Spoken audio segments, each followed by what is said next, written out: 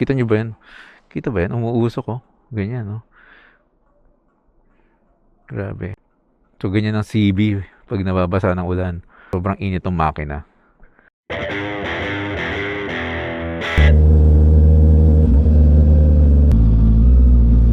So guys, ito. Nabot na kami ng gabi. Dapat quick ride lang eh. Dapat home by dinner.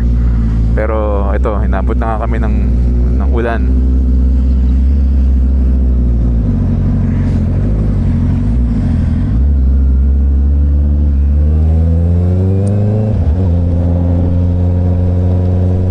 So medyo ingat tayo, madulas ang daan.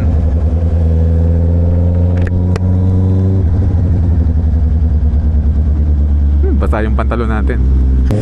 Si paring Omar is basang-basa sa ulan. Ayan siya oh.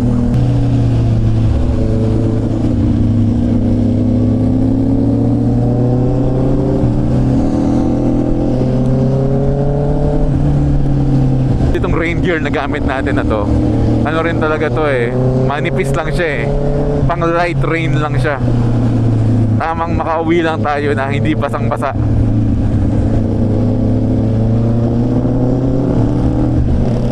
Naalala ko yung ride namin sa saan pa kami nagpunta yun?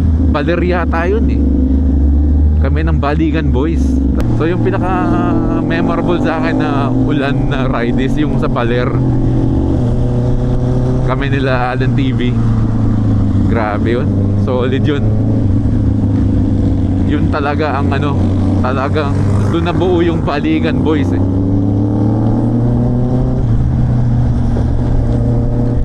Medyo nag-cool down na nga eh. Medyo malungkot nag-cool down na nga yung grupo na yun eh.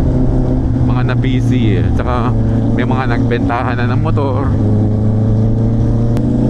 Sobrang yun. Ang dala kong rain gear nun is yung heavy na rain gear.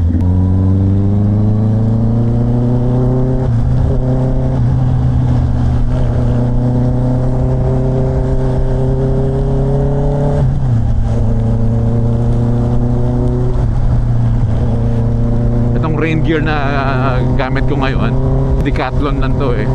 Everyday carry ko to. Na-feature ko na to dun sa isang video ko. So yun ang ito yung lagi kong dala. Lagi nasa bag ko to. Pero pag alam ko kunyari nag-set up ng ride ng Baguio, syempre yun, pag ganun kalalayo may dala talaga tayong bag. Pag ganun, nadala ko yung yung heavy duty na rain gear. Dalawa yung rain gear natin na pang heavy duty. May reflector yon, kaya importante kasi sa rain gear yung yung may reflector.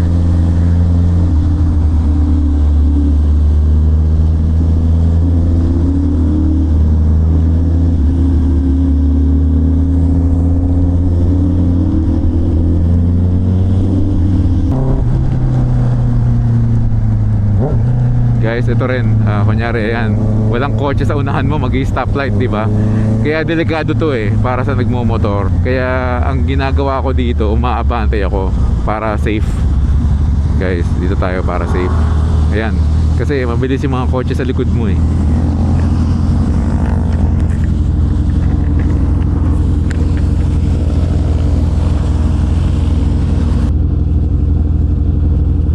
Ayan oh, naka-set up oh.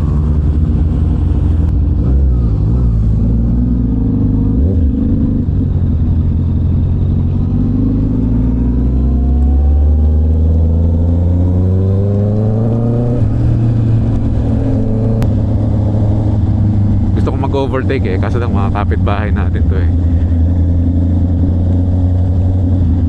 Tsaka madalas din naman, kaya sige na, kinain ng rain gear. So yun lang guys, bahay na kami. Pinakita ko lang sa inyo yung ride namin na inulan. So until next video, and thanks for watching, and rock and ride.